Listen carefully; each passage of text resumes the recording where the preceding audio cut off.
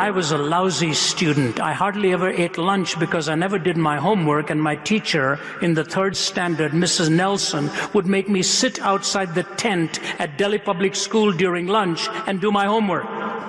Because instead of doing my homework, I was playing cricket the previous day. Some months ago, I was in a plane from Dallas to Atlanta, and there was an Indian guy with all of his funny stuff, you know, the high-tech stuff. He's working on 2 or 3 things at the same time. He even had something dangling from the window to give us the flight paths. I said, this guy is quite sophisticated. All I can do to press my BlackBerry buttons and my computer to say undo, undo, undo. So finally he looked at me and he said, you're a reader. I said, yeah, how do you guess? He said, you're reading. Then he looked at me and he said, Delhi, Hindustan se ho? Are you from India? I said, yes, sir. I said, you too? He said, yes. I said, where are you from? He asked me. I said, I'm from Delhi. I lived in Delhi till I was 20. He said, really? Where? I said, Sundarnagar, Kakanagar area. He said, oh, I used to live in Sundarnagar. I said, wow. He said, did you go to DPS, Delhi Public School? I said, yeah. He said, this is amazing. I said, yeah, I went. He said, you went to DPS? I said, yes. He said, were you ever a student of Mrs. Nelson? 3rd C. They sent the worst students to Mrs. Nelson. And I qualified at the top of that list. Her favorite line was, Thappad khayega muh par. In Hindi, it meant you're going to get a slap on your face. And I did. And it was unfortunate because nobody told me she was a left-hander. So the first time I'm standing in front of her, not having done my homework, I'm watching that right hand. You know, I'm going away and away and away, and wow. So he says, you were in Mrs. Nelson's class? I said, yes. He said, me too. And then he raised his hand and gave me a high five and said, we made it, we made it.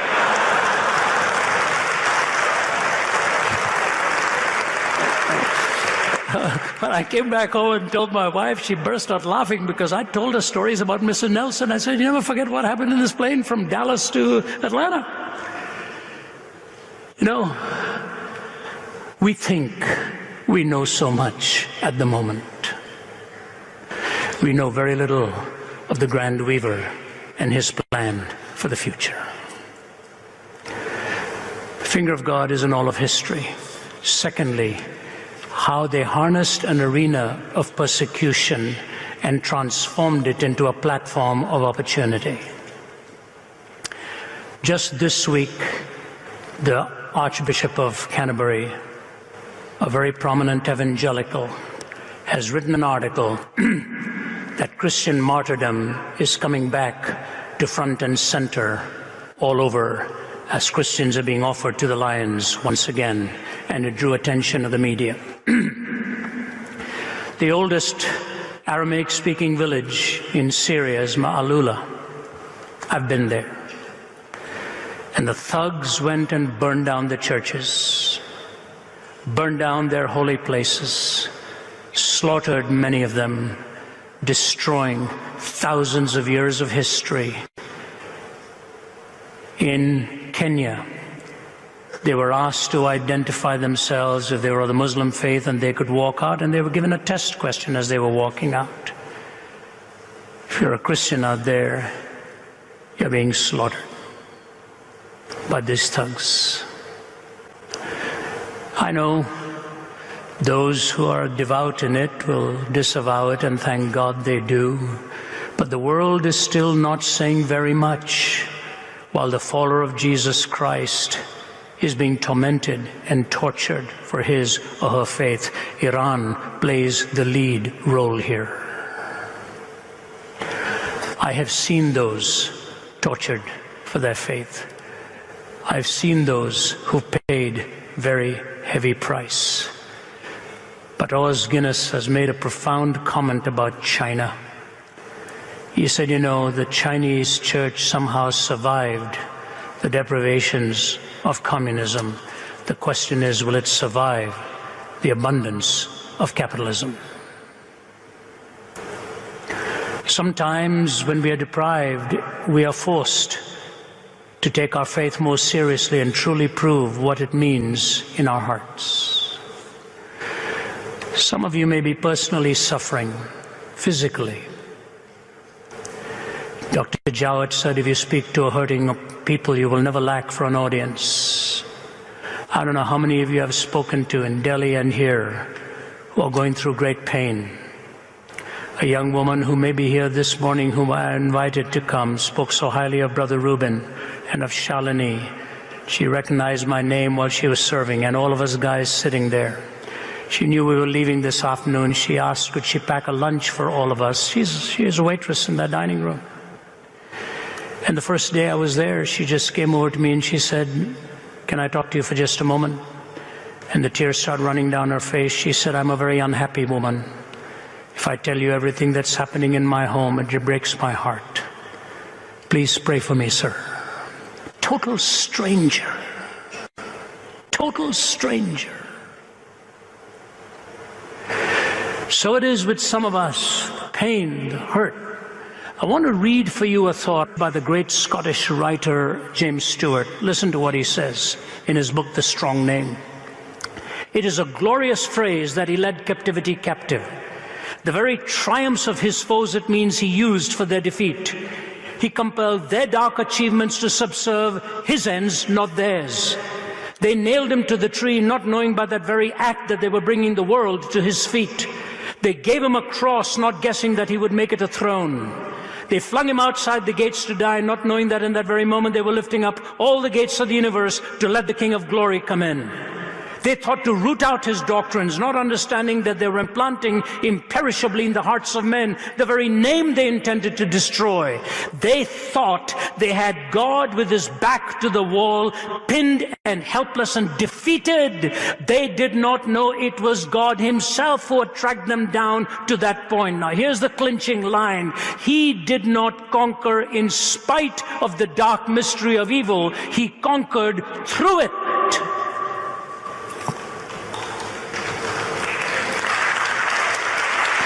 He did not conquer in spite of the dark mystery of evil. I don't think this is a word game he is playing.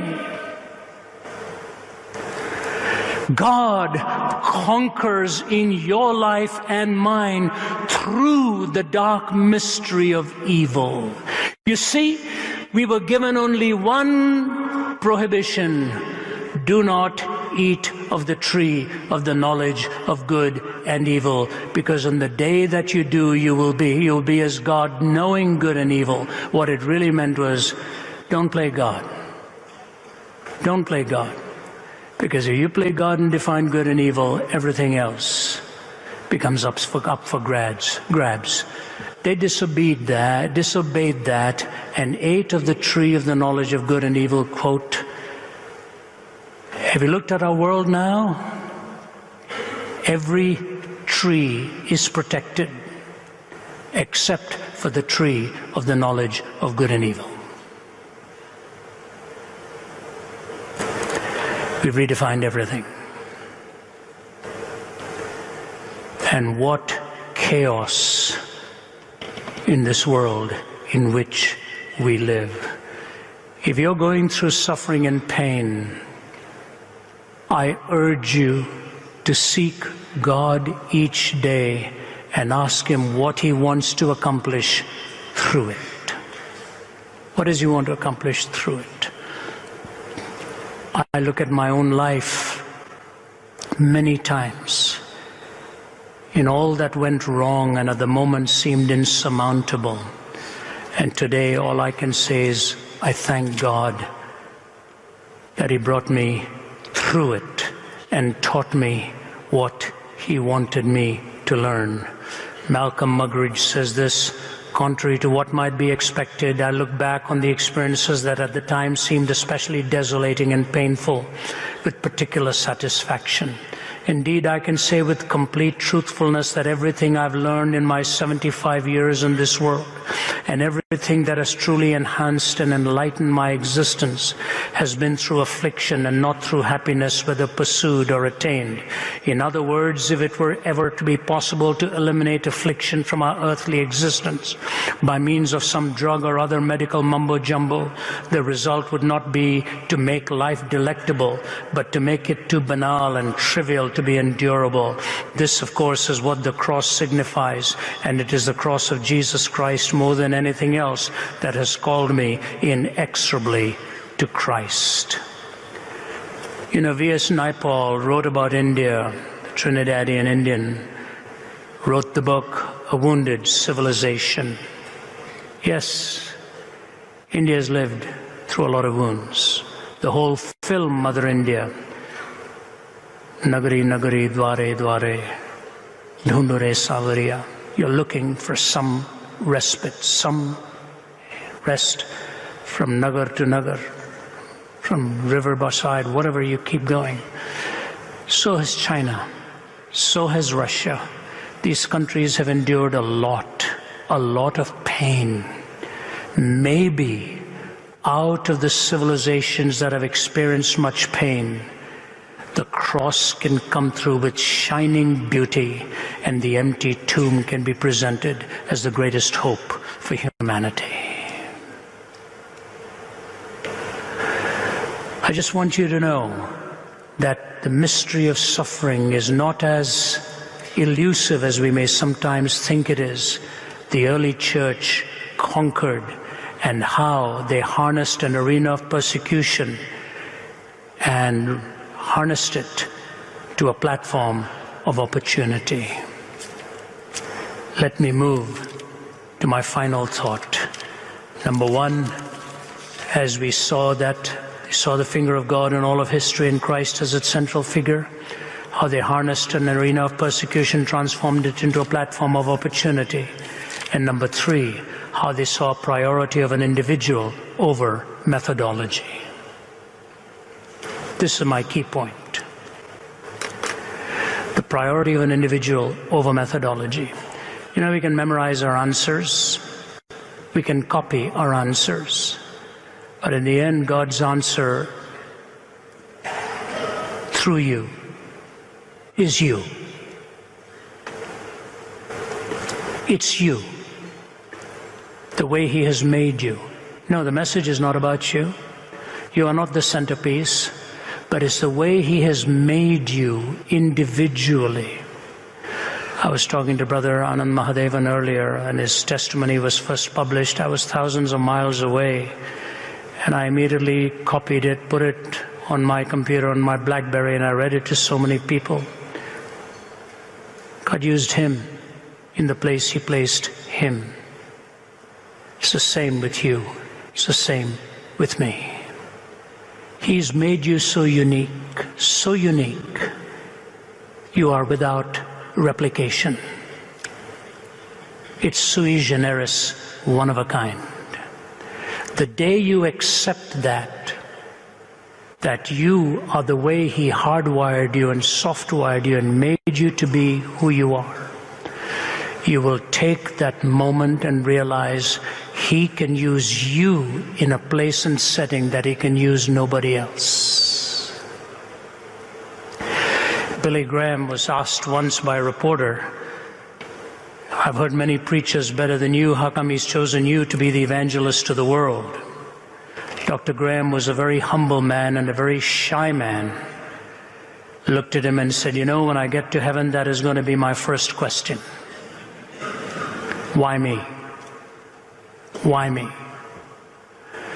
If you will go away with this closing truth today, He has made you unique for His cause and placed you where He wants you to be. He's the grand weaver. He's the great designer. He has His Wesleys and Spurgeons and McShanes and Andrew Murrays and Bonars and all of them. But He has you. He has the Haydens, He has the Sanjas, He has the Lukes. He will call you by name. He has you. I want you to think about this and meditate upon it. Because you know what? When you think about it in these terms, Joseph didn't write a book on 50 different dreams and how to interpret them.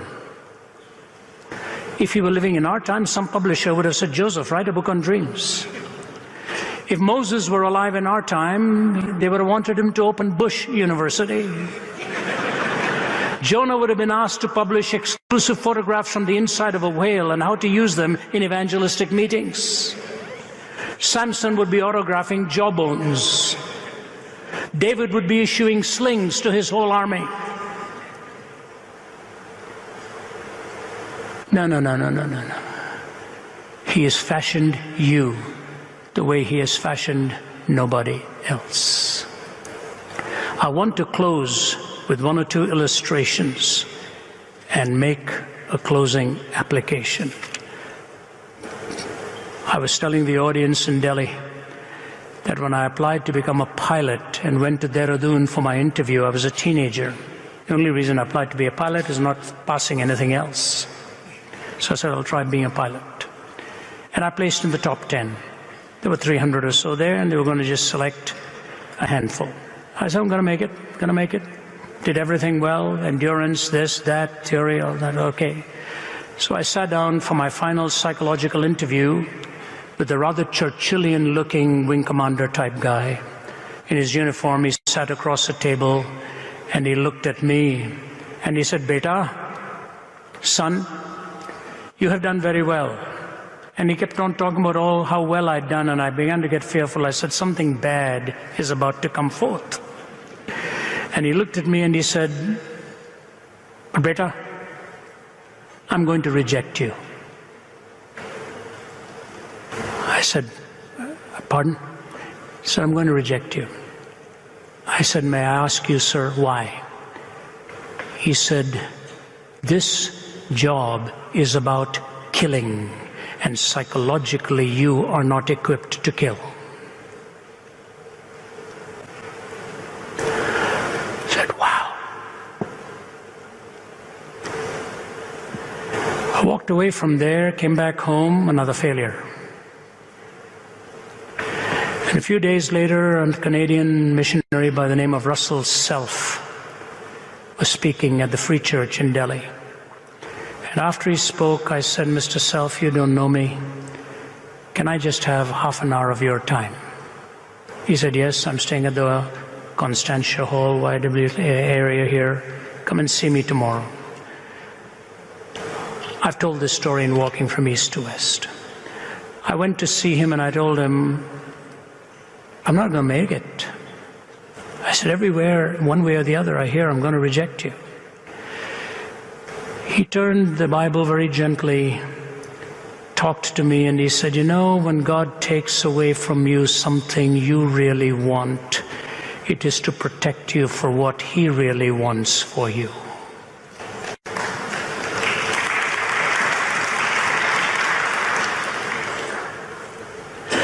His family traveled for miles in Toronto once to come and meet with me because they'd read this story about their dad, Russell Self. I said, yes, Russell told me these words, and he opened to Psalm 37:5 and gave me that verse. I still sign it many times when I'm signing my book, Walking from East to West, either that or Romans 1:16. If God had not blocked my way all those steps, how could He have ever opened the way to where He wanted me to be? That's it. How could He have ever opened the way to where He wanted me to be if I had not responded to what He's blocked me from? So I want to close with an application for you all. I told Reuben, I said, Reuben, a conference for conference sake will come and go. And we do a lot of conferences around the globe as guest speakers. I said, my prayer for this conference is that God will raise up some young men and women for a change of course in their lives and maybe make them some of the finest apologists the world has ever seen. That's my prayer. I've prayed for you that out of this, just forget the age right now. Disregard the age. It may be that as a young man or a young woman or a middle-aged, it may be wherever you are, that God has a plan for you to become an articulator and an evangelist, an apologist for God's kingdom. And when you go from here, two things need to happen: the call inside your heart and the gift affirmed by others. So it's not just that I feel impelled, but that others are affirming in me that this ability, this gift, this skill is a gift from God. Not for your own doing or your own enjoyment, or you will implode under the weight of egotistical pride. That's not what it's about. If He impels you from within and compels you from without, He will open the opportunities.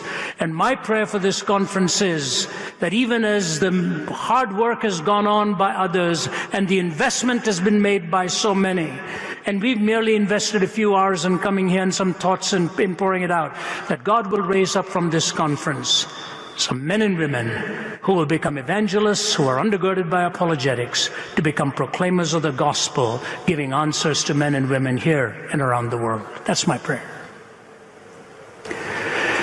And if that's what happens in your life, you have to be seeking it, and others need to be reaffirming it. Maybe He'll call you somewhere else. Maybe He will keep you where you are. In the early church, a story from Fox's Book of Martyrs, a man by the name of Telemachus, living in a little village, old man, and the word of God comes to him to go to Rome and proclaim. He didn't like Rome, he didn't want to go to Rome, but that impelling was there, and he goes. He goes to Rome and walks in through one of these arenas where a gladiatorial fight is going on. He had no idea what this was about. Shocked to watch the bloodletting orgies going on. And he stands up in the middle of that crowd and shouts out, "In the name of Christ, stop this thing. In the name of Christ, forbear." And in that amphitheatrical setting, his voice resonates, and he's running down the steps. In the name of Christ, stop this thing. Gets into the middle of the arena, and the muscle-bound gladiators watching him coming, voices come from the stands, "Run him through, run him through." And he's heaved down and plunged through, and he's falling on the ground to whisper one more time, "In the name of Christ, stop this thing." The biographer says many other forces came together, but the death of Telemachus sealed the opposition so that there was never more a gladiatorial fight in the Roman arena. You know, secularism has its strengths, as governments cannot enforce belief. Pluralism has its strengths. You must have options given so that the truth has a place to be uttered. Privatization has no place if you're taking your faith and parking it only in your bedroom.